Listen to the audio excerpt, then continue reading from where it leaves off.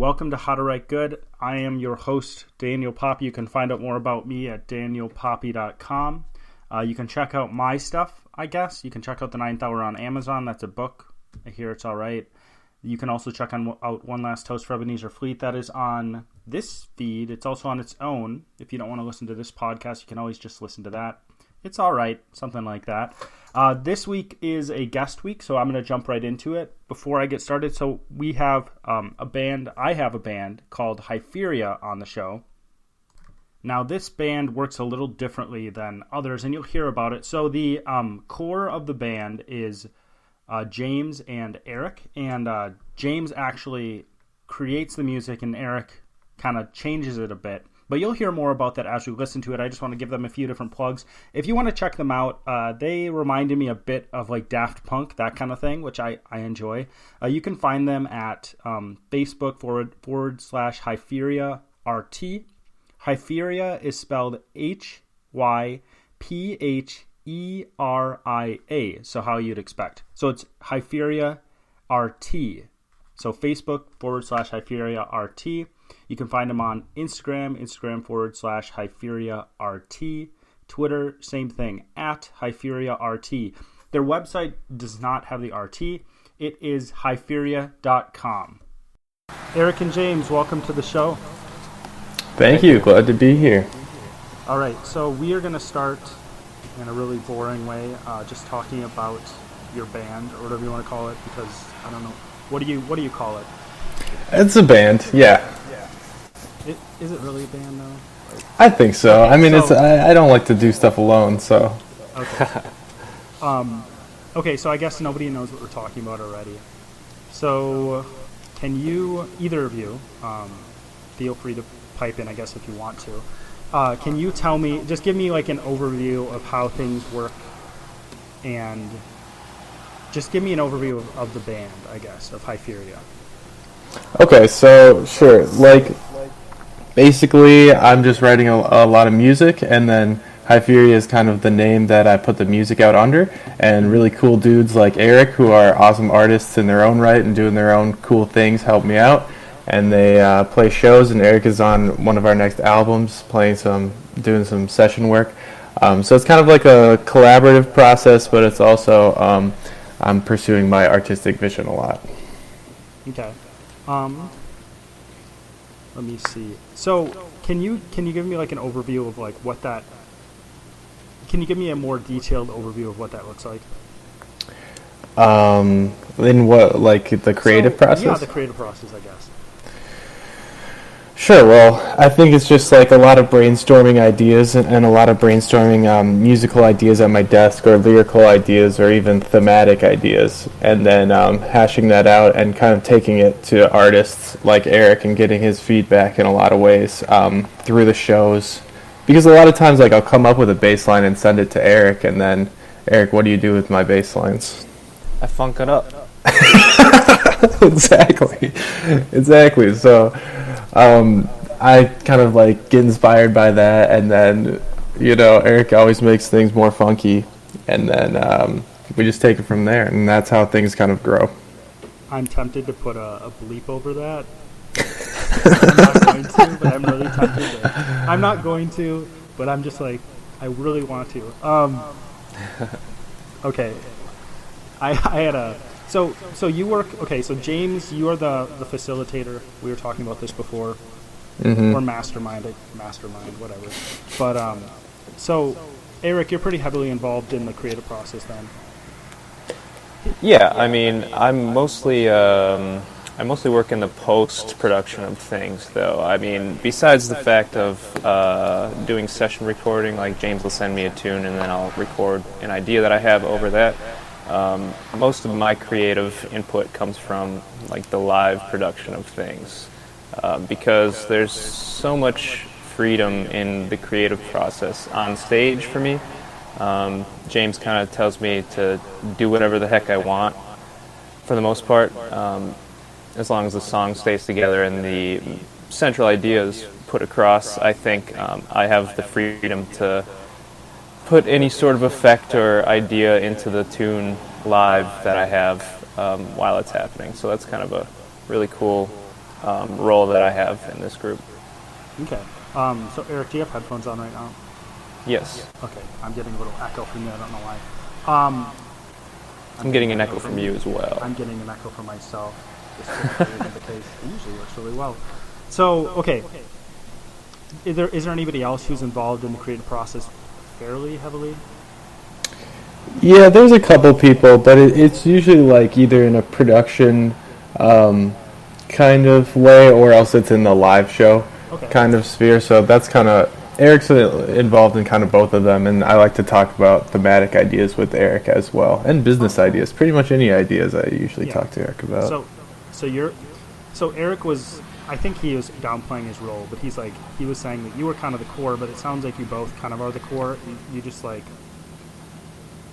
how would you say it? Yeah, a little bit. I mean, I think Eric was definitely right. He puts a lot of the energy into the live show, and he makes it like that's the art piece in a lot of ways, and that's where Eric's artistic vision is realized, I think, a lot of times, and it's awesome. It's really cool. Yeah, so here, answer this question for me. So I was listening to some of your music, and hopefully this is a compliment, but some of it reminded me of a little tiny bit of like Passion Pit, a lot of bit of Daft Punk, and I know there was something I was listening to that sounded like Eruption. That's cool. So that's all cool things. So Eruption is Van Halen, right? Mm-hmm. Yeah. Okay, yeah, I thought so. I just wanted to make sure. So so Daft Punk gets really funky in some of their stuff, and that's what I heard a lot of. So the funk is Eric. Oh, well, sometimes. But you can't, don't attribute all the funk to me. I'm just trying to parse out like how you start and then how far he takes it, I guess.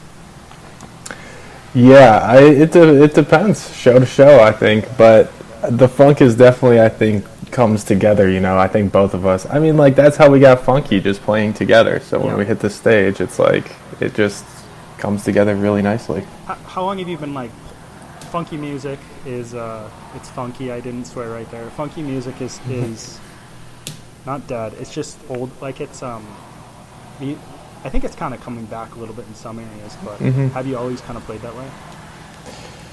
What do you think, Eric? Well, I think a lot of the things that we've done aside from Hypheria, and also involved in Hypheria too, but a lot of things that we've done is sort of improv based. So when we get together and make things up, it just kind of happens to be funky. I don't really know where that comes from exactly, but when we get together and play, it's always kind of these upbeat, goofy, funky tunes that we end up making out of nothing. So, well, how long have you known each other? We went to high school together, so since high school, I guess. I don't know how many years that is. How old are you people? I'm 26, and you are? Oh my god. Yeah, I'm old, dude. It's like 22, but you somehow went to high school together? I'm 23. 23. Oh, so you were a senior when he was a freshman or something like that? Exactly. Or were you just in... Yeah, he was. So I have a younger brother who also plays music, and he was in Eric's grade, and that's kind of how we met. Yep. Gotcha. No, I like the sound a lot. It's fun. There's a lot of bands. I like bands that take themselves seriously, but I also like the fact that you're like, hey, we're gonna do something different. It seems like you have a focus on the music itself. So you're not just trying to make a song. You're trying to actually be like, hey, what can we do with this music? What can we do something different with this music, rather than we're gonna make a song and the song is focused on lyrics. Yeah, definitely. Yeah, it's more about an experience, I would say. Yeah, I was actually thinking about that when I was like listening to some of your stuff. I'm like, yeah, this is more experiential than it's just like not trying to get a thought in your head. It's just trying to get an experience across. I thought it was kind of cool. Okay, so since you've started playing, it's been pretty funky. Yeah, I would say so. I think actually we started, like, when Eric and I started playing together, we definitely started doing rock stuff, and we played a lot of rock music. And I think when Hypheria started, we continued with that rock vibe, But I also think like Eric and I played in some cover bands and some jam bands together, and that's when we started getting pretty funky. And I think as we increased our musical aptitude, we kind of gravitated towards funk music and that rhythmic component of it, and we kind of got almost obsessed with, like the pocket and coming together as a group, and that is kind of like what is the basis of the live band now, which is pretty fun. Yeah, I'm like, because like, it would be, I think, a little bit anomalous if, as when you're younger, you're like, oh, we're gonna play funk music or whatever you want to call it, and I can understand being like, oh, we're starting at this, because what kind of music did you listen to when you were younger? Or it was like rock, and I know Eric was into classic rock, right, Eric? Okay. Yeah. A lot of Guns N' Roses and crap like that. Hey, it's not crap. Like that stuff's good. Eric's like, all my past musical tastes were trash. Do you still listen to music that you listened to in high school? Personally, I don't so much. I try to continue evolving in my tastes and listening to new things that I haven't heard so much before, because when I was in high school, the music that I listened to, I really killed it by listening to it over and over again. Yeah, I understand that. So you listen to like Guns N' Roses. What other types of classic rock? Because like there are different eras of classic rock. Guns N' Roses is a little more 80-ish. Yeah. I also got into a little bit of grunge, so some 90s like Nirvana and stuff like that in that time. I'm a little bit over it by now, but I definitely had a phase where I was totally into like the hardest stuff I could find. Not necessarily like hard as in like metal, but like attitude-wise. Okay. Yeah, really angsty.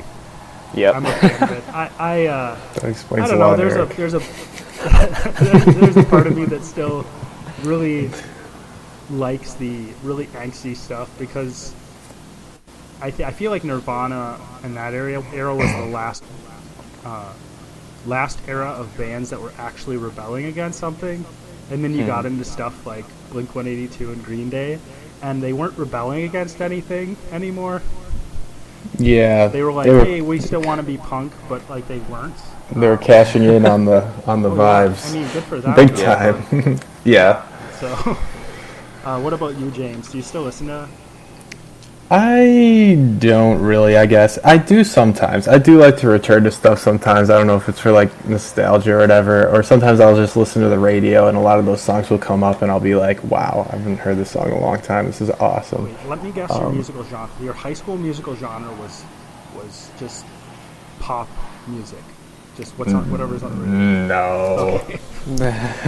No. I listened to a lot of the 80s stuff that Eric is talking about, like Motley Crue and stuff, and like Iron Maiden, but also I was like really into reggae, and I liked a lot of the funk from like the Red Hot Chili Peppers, so not like old school funk, but like some like the, I guess like more alternative funky stuff I really liked. Or like old school Incubus I really liked for whatever reason. Incubus is good.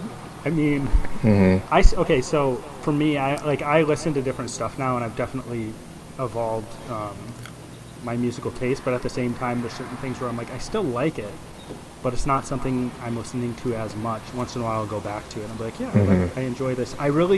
There's a soft spot in my heart for really, really bad pop music. I'm just like, turn on some pop music. And the music is vacuous. Let's use that term, but at the same time, I'm like, oh yeah, this is good. Yeah, I know exactly what you mean.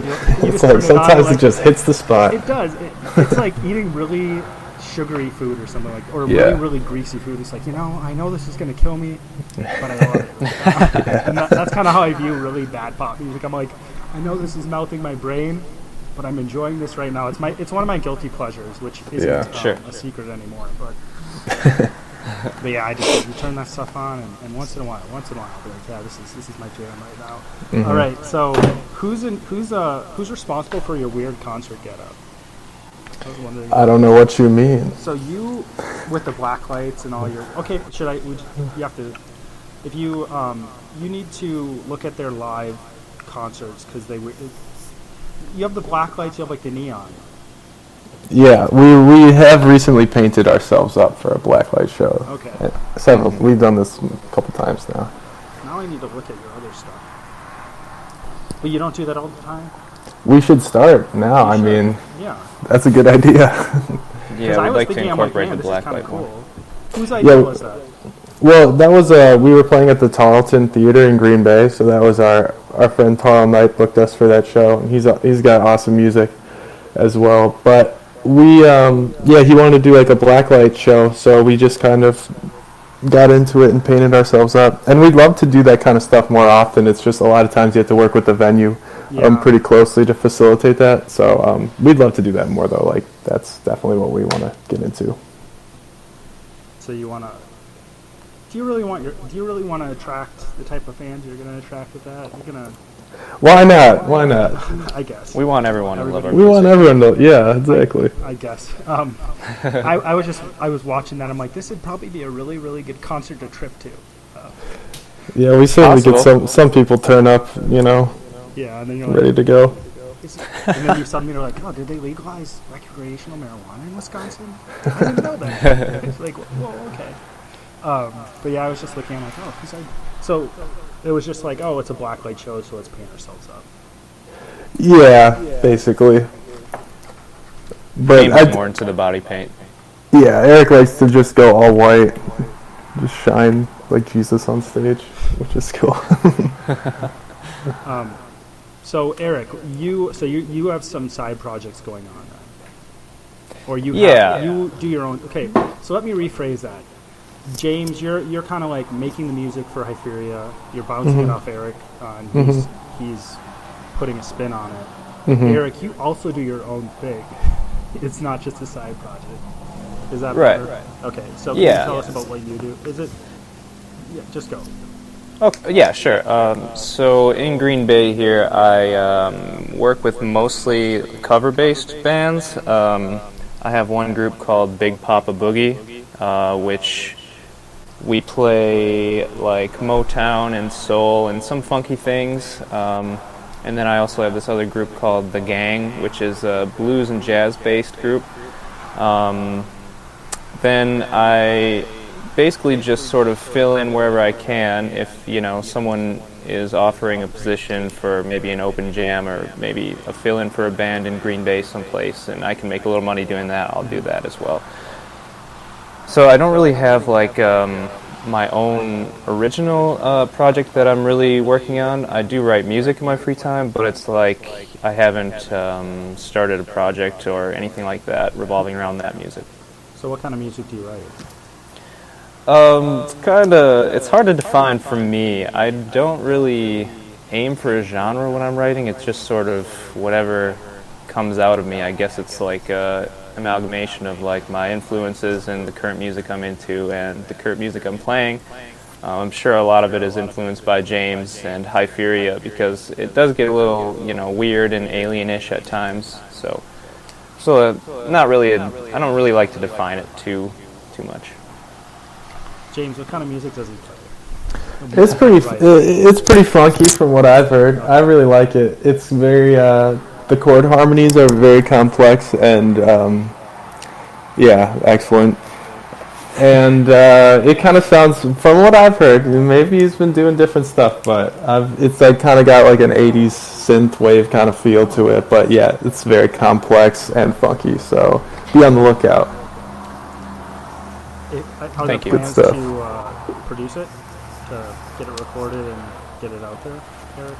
Well, I mean, my writing process involves like producing directly. I don't usually like write it down on paper first. It's usually directly into Logic or whatever recording software I'm using that I just write it directly as I'm recording it. So, I mean, most of any production in the future would come from like my own, like I would do it myself, and so I don't really have plans to get it produced or anything, but eventually I'd like to clean up all my tracks, or at least like a group of them, and get some vocals recorded over them and things like that, and then prepare to put it out there. How is the Wisconsin music scene? I know it's a hotbed. I know it's essentially Nashville, but how is it being in Wisconsin and making music and making that work, I guess? What does that look like? I like it. I think everyone's really cool and is willing to help each other a lot more than like bigger cities. And I think a lot of people are trying to do a lot of things like in-house, like within their own project. Like Eric was just talking about how he's trying to produce his own music. Yeah. I think a lot of the people I talk to are trying to do all their own stuff, or like work in kind of like a collaboration with studios. Like they'll have contacts, and it's like more of a tight-knit group that way, and I think that's really cool. So I like it. There's not like an oversaturation, I think, as well, which is helpful. So we're all kind of like on the same team in a lot of ways. Yeah, that makes sense. Sorry, Eric, what were you going to say? No, nothing. Okay, I thought you were piping in about something. I was talking to a guy I know who lives where I do, and he was saying he started to do open mics, and he doesn't do anything like, he doesn't go out and play shows or anything like that, but he'll just go play an open mic. And he's like, yeah, like, it's kind of weird. I didn't know this, but after I started playing open mics, you realize there's like a musical community here, and everybody's really supportive. And when I was playing, somebody came up to me and was like, hey, like, yeah, like, maybe you should get rid of your capo. Maybe you should play that a key lower. I don't know. I'm a musical neophyte. I don't know what's going on, so if I say something wrong, I'm sorry. But she's like, maybe you should play that in a key that's lower because you're really, really singing high and that's not working out for you. But I think that's cool. But I was listening to this guy who was talking about making movies, and he's like, hey, like, if you want to make movies, or if you want to act, or if you want to do something creative, don't necessarily go to the areas where that it's known for that, because there's everybody there is trying to do it. Right. And I feel like that's similar to Wisconsin, because Wisconsin definitely isn't I mean, you do need a certain amount of people who appreciate creativity and stuff like that. So you need a big enough area where you can find people who do, just because it's easier to get traction if you actually have people around you who like are supportive. But like being for musicians like Nashville, or if you're an actor or you want to make movies, being in Hollywood, everybody's trying to do it, so it's just saturated with people, and it's just like, well, if I'm in Wisconsin, I kind of stick out because there's not as many people, but here I'm not sticking out at all because there's however many people trying to do it. Yeah. Yeah, I found. So Green Bay how is Green Bay's musical scene? It's all right. There's not like a lot of opportunities for original music here. It's more like cover music based. Like all the bars and all the venues are willing to pay out for cover music, but people find it hard to book gigs for original music more so than cover music, and also they don't see as much of a payday for it.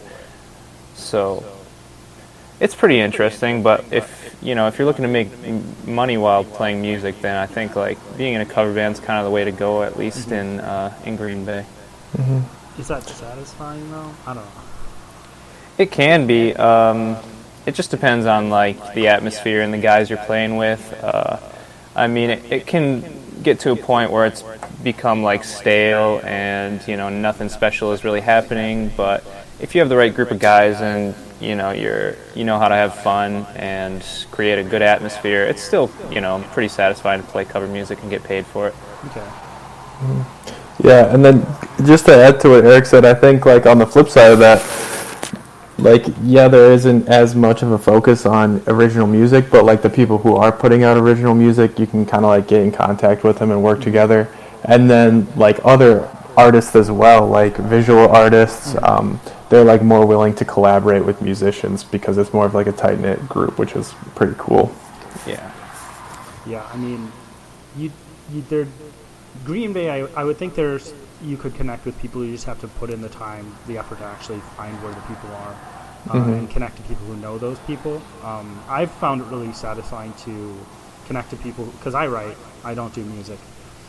I found it satisfying to connect to people who do make music. They just function a little differently than myself, and where was I going with this? But I think you need a certain amount of certain population size.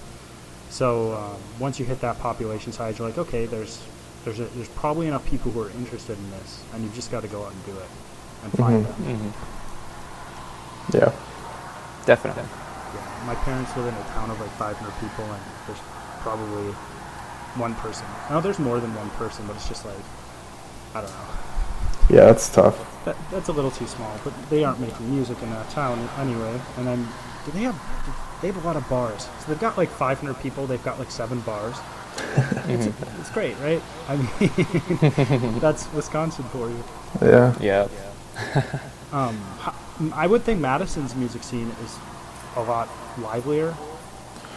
Yeah, it's pretty cool. There's a lot of people who are like in bands, like a lot of people in the community just like do music, which is awesome. So there's like a lot of people who are just like in general, like the arts kind of vibe is pretty strong in the city, which I find is really cool. So there's a lot of people who are doing music who are like appreciative if you're really trying to go for it, and they're like down to like work with you on certain events, which is really cool. Yeah, and it's not a big town at all.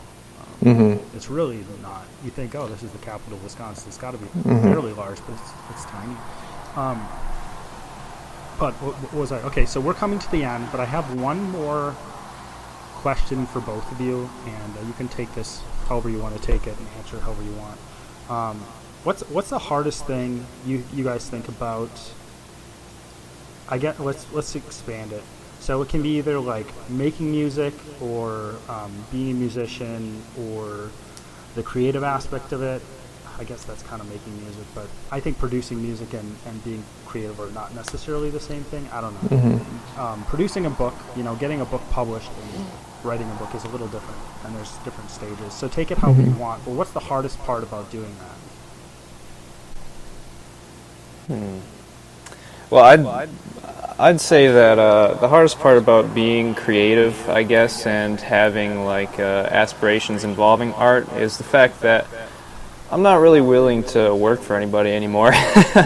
So I don't really wanna, I'm not searching for a job. I don't have a job. I don't feel like I need a job. I mean, I kind of do, but I really don't want one. So I'm doing like the very best I can to make life for myself where I never have to work for anyone again, and that can obviously be challenging because it's being an entrepreneur in a way, like taking control of your life and your art and kind of putting yourself in a position to make a living doing things that you find creatively satisfying. That's probably the hardest thing, but also the most rewarding. That's cool.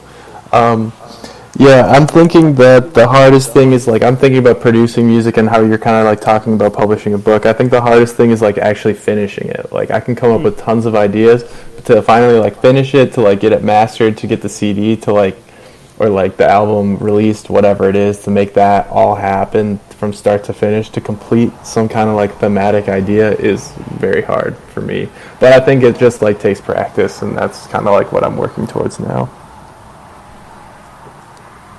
Yeah, I think just to talk about what Eric's talking about first, I hate working for other people. I understand that completely because it's like I don't want to work for somebody else. I don't want to have to I want to be able to do my own thing and then produce something that I make, and then I'm really a person who's focused on, so I write and I can see how many pages I've written and I can see the progress as I go along.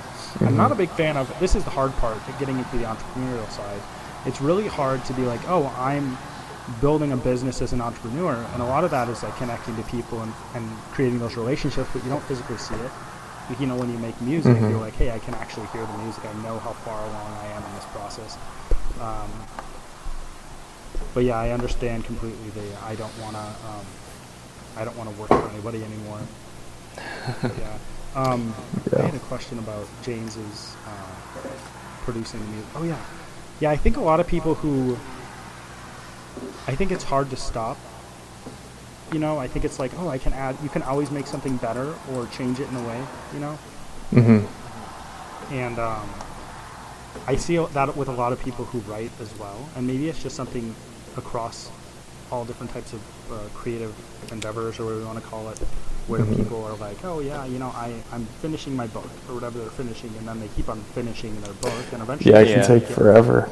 Well, here's a question. So, you've got music already produced and out, right? Mm-hmm.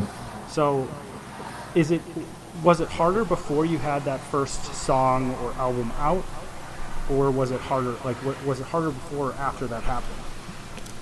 It's like the same. Honestly, with that first album, it took such a conscious effort to be like whatever, I'm just gonna release this just to get it out, and like that was a huge step towards getting better at like non-attachment or whatever to like the artistic finished product. But I still think that it's tough to like let something go a lot of times, especially when you're like mixing and producing everything yourself. Like it's hard. What was it? Okay, what was I going to say here? I had a thought, and it's just gone again. That's how it works. Yeah, I feel you. James is like, I never forget anything. No, I'm just I always do. No, yeah, because actually, one person, and I've been trying to kind of take this on. So this is from Macaulay Culkin, of all people.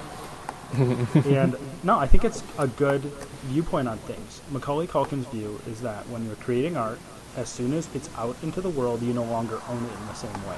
Mm-hmm. Yeah. That's definitely true, for sure. Because, like, as a musician, I would think, like, you go out and you make music, and then you put it out into the world, and when you put that out into the world, people are like, oh, yeah, I like this, and people have specific expectations of what that is.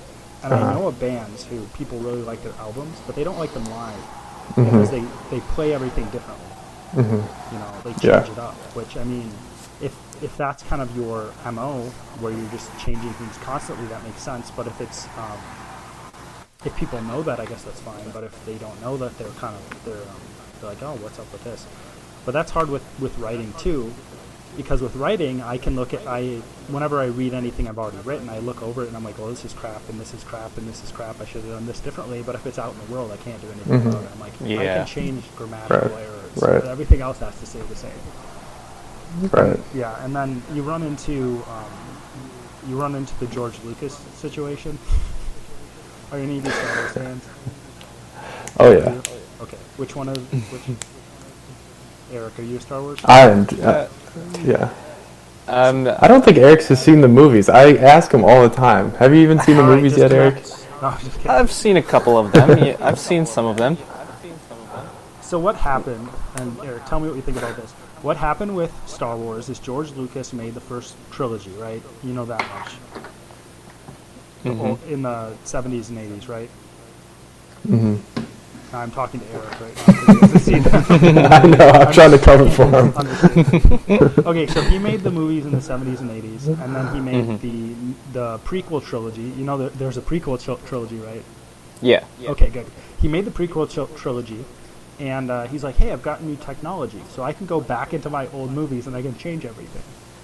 So he added stuff into his old movies, and everybody got pissed because he changed all these different things. But I guess dude, they were poor choices, though. Let's be honest. Like that one lady singing and stuff. It's just like that one alien person. It's just like, come on, man.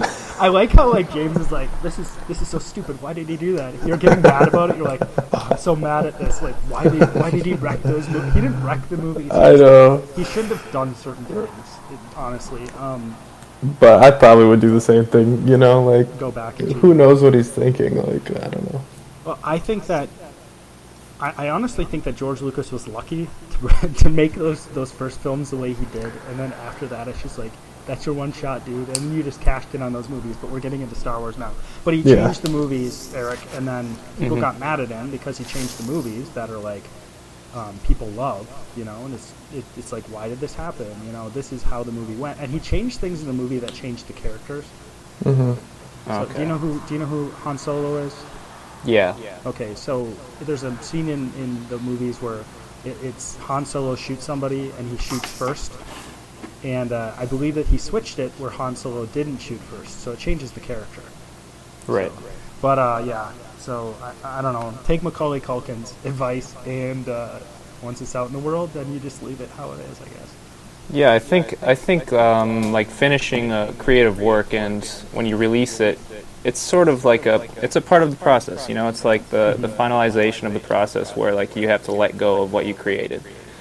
And I think that it's sort of like, not that it's against any rules or anything, but it's really not meant to be, changed once it's out there. It's like, that's an expression of yourself as you were and in that time period.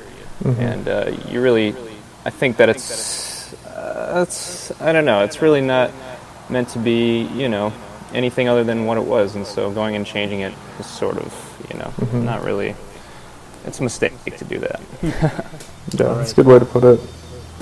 We are out of time, so I really appreciate you guys coming on. I really enjoyed the conversation, actually. So great. Awesome. It was Thanks great for having from us too. Yeah, thank you.